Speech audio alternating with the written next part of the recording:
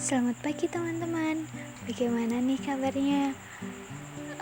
Coba tebak, ketika melihat gambar yang ada di layar, kira-kira kegiatan apa yang sedang dilakukan oleh bapak tersebut? Nah, kali ini kita akan belajar tentang teknik dasar budidaya ikan lele bagi pemula. Namun sebelumnya, perkenalkanlah saya Anggita Yunintias, mahasiswi jurusan Pendidikan Luar Sekolah Universitas Negeri Semarang yang akan menemani kalian selama pembelajaran ke depan. Pengembangan sentra industri kelautan dan perikanan berbasis komoditas sedang digalakan oleh pemerintah. 6 komoditas unggulan yang diprioritaskan tersebut adalah udang, tuna, rumput laut, lele, bandeng, dan patin. Nah, salah satu mata pencaharian yang banyak diminati masyarakat Indonesia adalah budidaya ikan lele. Bukan tanpa alasan loh, lele merupakan jenis ikan yang sering dikonsumsi oleh banyak orang. Selain rasanya yang lezat, ikan lele biasanya dijual dengan harga yang terjangkau sehingga tidak heran jika minat masyarakat akan produk ikan lele sangat tinggi. Selain itu, ikan lele mempunyai berbagai manfaat bagi tubuh, mulai dari sumber protein dan vitamin B12, tinggi asam lemak omega 3, kandungan merkurinya rendah, mengandung lisin untuk memperbaiki jaringan, mengurangi kadar LDR dan kolesterol total, kaya akan leusin untuk pertumbuhan anak-anak, tinggi fosfor untuk pembentukan tulang dan gigi, serta memperbaiki stres oksidatif dan fungsi kognitif lansia. Dengan beberapa alasan tersebut, budidaya lele menjadi salah satu jenis usaha yang memiliki masa depan yang bagus. Dengan tingginya minat masyarakat, tentu usaha budidaya lele bisa laku keras di pasaran. Nah, dalam membudidayakan lele tentu ada beberapa teknik dasar yang harus kita ketahui agar menghasilkan hasil yang maksimal. Adapun teknik dasar tersebut yaitu persiapan media, penebaran benih, manajemen pakan dan air, penggunaan vitamin dan probiotik, hingga penyortiran. Teknik dasar yang pertama ada persiapan media yang meliputi pembuatan kolam, sterilisasi kolam baru, dan fermentasi air kolam. Dalam pembuatan kolam sebaiknya jauh dari pepohonan besar dan rindang yang tujuannya agar lingkungan kolam budidaya tetap bersih, cukup oksigen dan sinar matahari agar pertumbuhan ikan lele optimal. Nah, langkah selanjutnya yaitu mempersiapkan kondisi kolam dengan proses sterilisasi kolam baru. Tujuannya untuk menghilangkan zat kimia yang menempel pada terpal baru yang bisa meracuni ikan lele.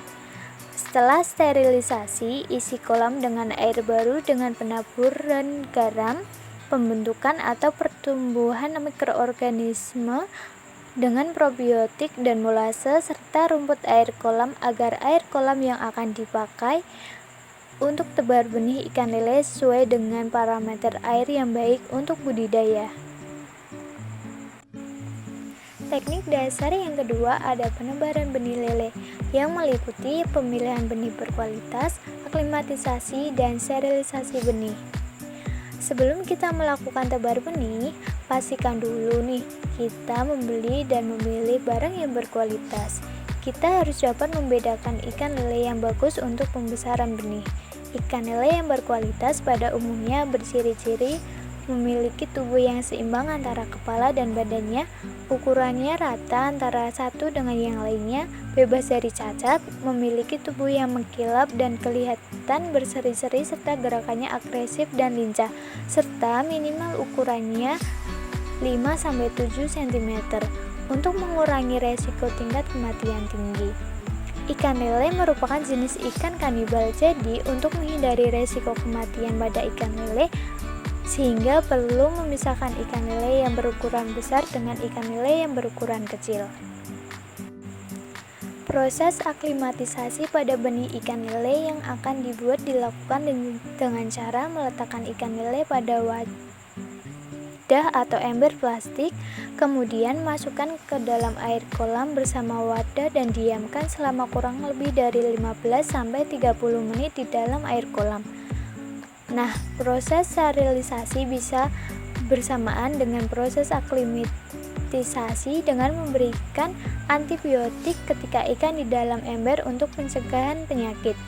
Juga vitamin dan obat anti stres untuk mempercepat proses pemulihan serta merangsang sistem kekebalan tubuh yang menurun akibat proses sortir dan distribusi dari penjual benih. Teknik dasar yang ketiga ada proses budidaya yang meliputi manajemen pakan dan manajemen air. Pemberian pakan benih awal umur 3-7 hari, yaitu pakan benih direndam terlebih dahulu di dalam air. Setelah sedikit mengembang, baru diberikan kepada ikan untuk mencegah terjadinya kembung. Dalam pemberian pakan harus menggunakan takaran yang tepat dan tidak berlebihan. Takaran pemberian pakan berkisar antara 3-5% dari berat tubuh ikan. Jika setelah 10 menit pakan diberikan namun masih terlihat ada pakan yang berada di permukaan, maka harus segera diambil agar tidak mengendap dan menjadi racun. Teknik selanjutnya ada penggunaan vitamin dan probiotik yang meliputi program imunostimulan benih, pakan maupun air kolam. Nah, program imunostimulan ini bisa dilakukan minimal 7-10 hari dari benih ditebar. Imunostimulan diartikan sebagai substansi obat dan probiotik, yaitu dengan penambahan vitamin dan probiotik agar sistem imun meningkat, mengingat benih lele masih rentan terhadap penyakit. Nah, penggunaan probiotik dalam budidaya sistem modern saat ini merupakan salah satu faktor pendukung budidaya untuk menunjang tingkat keberhasilan usaha budidaya ikan yang kita jalankan. Tanpa penggunaan probiotik, tentu hasilnya tidak akan maksimal. Bahkan bisa saja kita mengalami kerugian akibat gagal panen karena banyaknya tingkat kematian ikan lele saat proses budidaya. Selanjutnya, dalam manajemen air, kita harus memperhatikan kedalaman air kolam sesuai umur ikan lele. Dari tebar benih kurang dari 40 cm dan ditambah ketinggiannya 5 cm tiap minggunya. Teknik dasar kelima ada penyortiran. Dalam penyortiran harus memperhatikan waktu dan prosedurnya. Penyortiran bisa dilakukan 3-4 minggu sekali atau minimal 3 kali sampai panen, yaitu dimulai dari hari ke-20 setelah benih ditebar.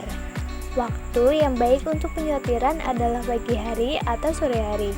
Namun, lebih idealnya pada sore hari karena suhu air kolam lebih stabil.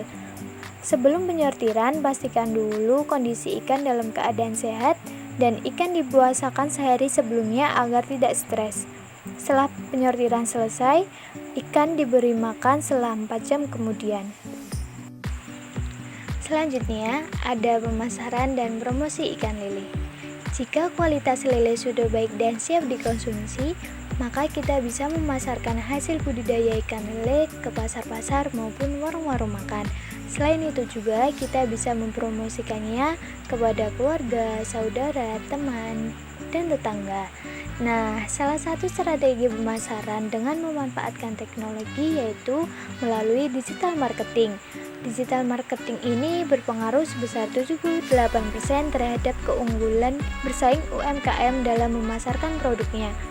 Akses teknologi yang tidak terbatas perlu dimaksimalkan melalui penggunaan digital marketing seperti Facebook, Shopee, Lazada, Tokopedia, GoFood, beserta program pemasaran lainnya agar dapat mengembangkan usaha-usaha mandiri. Mungkin cukup dulu materi tentang teknik dasar budidaya ikan lele bagi pemula.